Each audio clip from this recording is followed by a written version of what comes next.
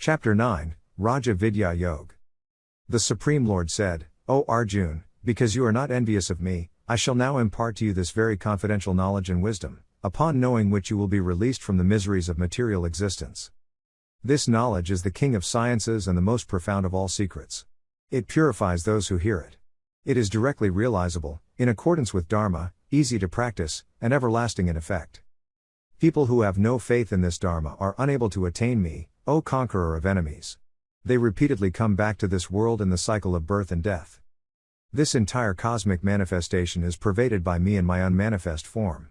All living beings dwell in me, but I do not dwell in them. And yet, the living beings do not abide in me. Behold the mystery of my divine energy. Although I am the creator and sustainer of all living beings, I am not influenced by them or by material nature.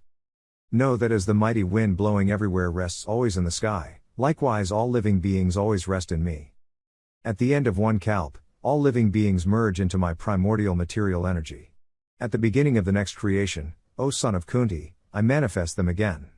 Presiding over my material energy, I generate these myriad forms again and again, in accordance with the force of their natures. O conqueror of wealth, none of these actions bind me. I remain like a neutral observer, ever detached from these actions.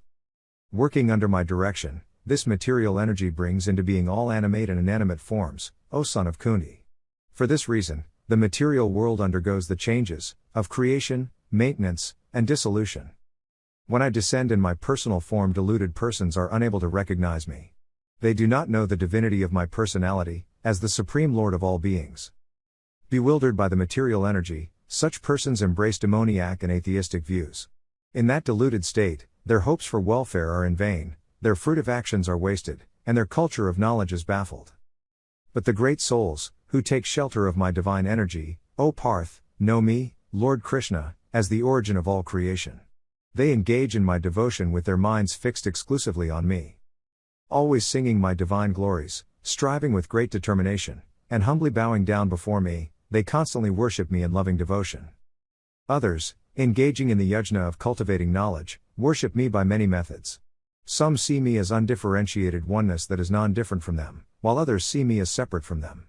Still others worship me in the infinite manifestations of my cosmic form. It is I who am the Vedic ritual, I am the sacrifice, and I am the oblation offered to the ancestors. I am the medicinal herb, and I am the Vedic mantra. I am the clarified butter, I am the fire in the act of offering. Of this universe, I am the Father, I am also the Mother, the Sustainer, and the Grandsire. I am the purifier, the goal of knowledge, the sacred syllable Om. I am the Rig Veda, Sama Veda, and the Yajur Veda. I am the supreme goal of all living beings, and I am also their sustainer, master, witness, abode, shelter, and friend. I am the origin, end, and resting place of creation. I am the repository and eternal seed. I radiate heat as the sun, and I withhold, as well as send forth rain. I am immortality as well as death personified, O Arjun. I am the spirit as well as matter. Those who are inclined to the fruitive activity described in the Vedas worship me through ritualistic sacrifices. Being purified from sin by drinking the soma juice, which is the remnant of the yajnas, they seek to go to heaven. By virtue of their pious deeds, they go to the abode of Indra, the king of heaven, and enjoy the pleasures of the celestial gods. When they have enjoyed the vast pleasures of heaven, the stock of their merits being exhausted, they return to the earthly plane. Thus, those who follow the Vedic rituals, desiring objects of enjoyment, repeatedly come and go in this world. There are those who always think of me and engage in exclusive devotion to me. To them, whose minds are always absorbed in me, I provide what they lack and preserve what they already possess. O son of Kunti, even those devotees who faithfully worship other gods also worship me. But they do so by the wrong method. I am the enjoyer and the only Lord of all sacrifices.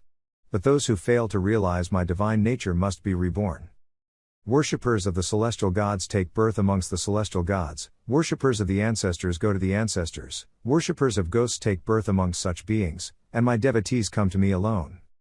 If one offers to me with devotion a leaf, a flower, a fruit, or even water, I delightfully partake of that item offered with love by my devotee in pure consciousness. Whatever you do, whatever you eat, whatever you offer as oblation to the sacred fire, whatever you bestow as a gift, and whatever austerities you perform, O son of Kunti, do them as an offering to me. By dedicating all your works to me, you will be freed from the bondage of good and bad results. With your mind attached to me through renunciation, you will be liberated and will reach me. I am equally disposed to all living beings, I am neither inimical nor partial to anyone. But the devotees who worship me with love reside in me and I reside in them.